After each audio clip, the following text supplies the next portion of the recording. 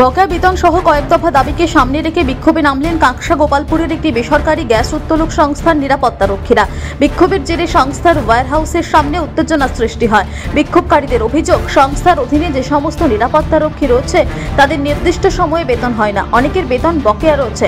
সংস্থার কাছে তারা 13 দফা দাবি জানান হলেও সংস্থার পক্ষ থেকে কোনো রকম সহযোগিতা করা হয়নি বলে অভিযোগ।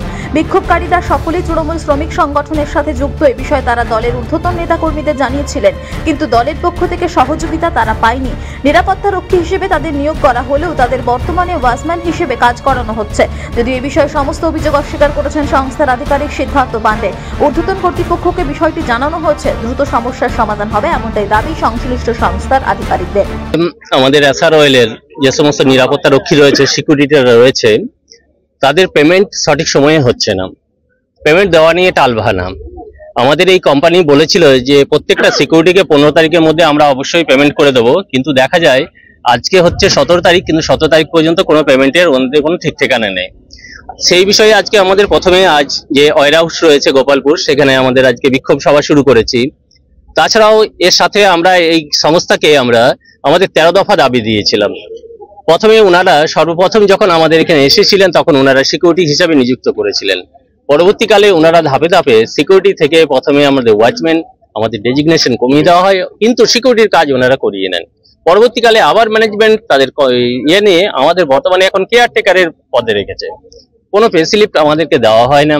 ঠিক আছে, আমাদের পেমেন্ট বৃদ্ধি করা হয় মাত্র 2 থেকে 4 টাকা, কিন্তু আমাদেরকে সঠিক পরিমাণে সিকিউরিটির কাজটা কিন্তু করিয়ে নেওয়া হয়। এছাড়াও আমাদের সঠিক সময় যে ইউনিফর্ম দেওয়ার কথা, সেই বিষয়েও ওনাদের ঠিকঠাক কাজগুলো ওনারা সঠিক সময় প্রোভাইড করেন না। আমাদের এই ছুটির টাকা থাকে, সেই ছুটির টাকাগুলো এখনো পর্যন্ত ওনারা এখনো দেননি।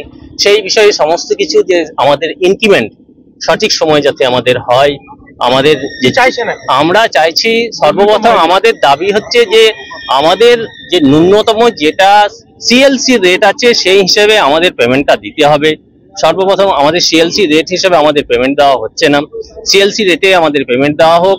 এবং আমাদেরকে যে প্রথমে সিকিউরিটি হিসেবে নিযুক্ত করেছিলেন, সেই সিকিউরিটি হিসেবে আমাদের পুনরায় বহাল। পার্টির সাথে যুক্ত আছেন? আমরা আইএনটিসির পক্ষ থেকে যুক্ত আছি। প্রবলেম সলভ না হবে ততক্ষণ চলবে। আমাদের সমস্যা হচ্ছে, যেটা মেন প্রবলেম সেটা আমাদের ইনক্রিমেন্ট, যেটা নিম্নতম ইনক্রিমেন্ট হয় সেটা আমরা পাই না। টাইমে যেটা স্যালারি হয় স্যালারিটা আমাদের হয় না। অথচ ম্যানেজমেন্টের যদি রবিবার 1 তারিখ পরে, আগের মাসে 30 তারিখে কিন্তু আমাদের পেমেন্টটা হয়ে যাচ্ছে।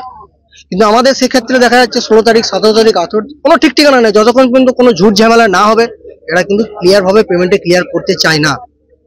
এবং ছুটির পয়সা যেটা বাকি আছে, প্রত্যেকবার আমরা ডিসেম্বরে পাই একটা টাকা, সে টাকাটা এখন এনারা বলছে জানুয়ারি মাসে পাই। আমি তো 10 বছর 11 বছর এখানে কাজ করছি, আমি তো বাড়ি ডিসেম্বরেই পেয়ে এসেছি।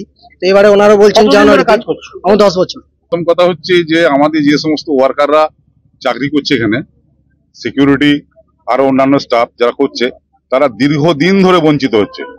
বঞ্চিত এরকম হচ্ছে, প্রথম কথা হচ্ছে এরা স্যালারি বাড়ায় না। আর স্যালারি যদি কারোর বাড়ে, প্রসেসে যদি কারো স্যালারি বাড়ে, তখন এরা ডিমোশন করে দেয়।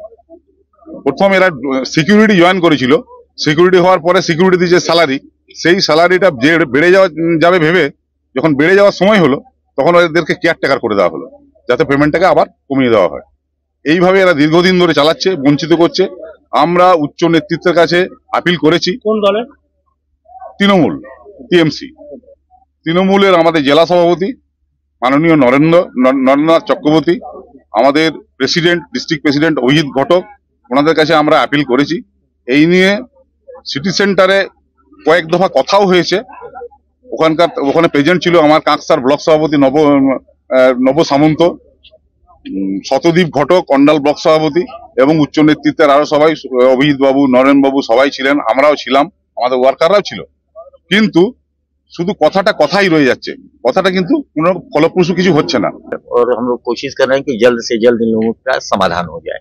इन लोग की समस्या है तो ये लोग फ्री हैं, कुछ भी कर सकते हैं, उससे हम लोग तो समझाया ही जा सकता है। আপনারা কি জানিয়েছেন আপনাদের সিনিয়রকে যে এইভাবে বিক্ষোভ হচ্ছে? सभी लोगों को मालूम है। ये जो बताया जा रहा है कि इनका प्रमोशन नहीं करके डिमोशन किया जा रहा है, एक जो काम कर रहे हैं ऐसा कुछ है नहीं। जिस तरीके से उसमें कुछ समस्या थी, इसलिए कुछ बदला गया होगा कहीं। नहीं, ये तो बोल रहे कि आज जितना बार मीटिंग हुआ है उतना बार डिमोशन हुआ है, कहीं परमिशन हुआ नहीं। मतलब प्रमोशन होता है, आदमी देखिए, ऊपर ऐसा जाता है जो- यहाँ, लेकिन ये फैक्ट्री में नीचे जाया जा रहा है। ऐसा कुछ नहीं है। जो भी सरकार को जो भी नियम कानून है, कंपनी उसी हिसाब से काम करती है। आज जिस तरीका से इन लोगों को पैसा जितना मिलना चाहिए वो पैसा भी तो नहीं मिल रहा है। आज का काम बंद है, निश्चित रूप से मिल रहा है। आज का काम बंद है। अभी तो फिलहाल तो कोई अंदर आ नहीं पा रहा है, अंदर तो कोई नहीं आ पा रहा है, तो बंद ही है वो। কাকসা থেকে নিজস্ব প্রতিনিধির রিপোর্ট, টিভি নিউজ 10। সুলভে সঠিক চিকিৎসার একমাত্র প্রতিষ্ঠান বিবেকানন্দ হসপিটাল। 24 ঘন্টা emergency service, blood bank, trauma care. আপনাদের সেবায় আমরা তৎপর। গুণমান ও পরিষেবায় দুর্গাপুর বিধাননগরের ডক্টর জাকির হোসেন এভিনিউর বিবেকানন্দ হসপিটাল।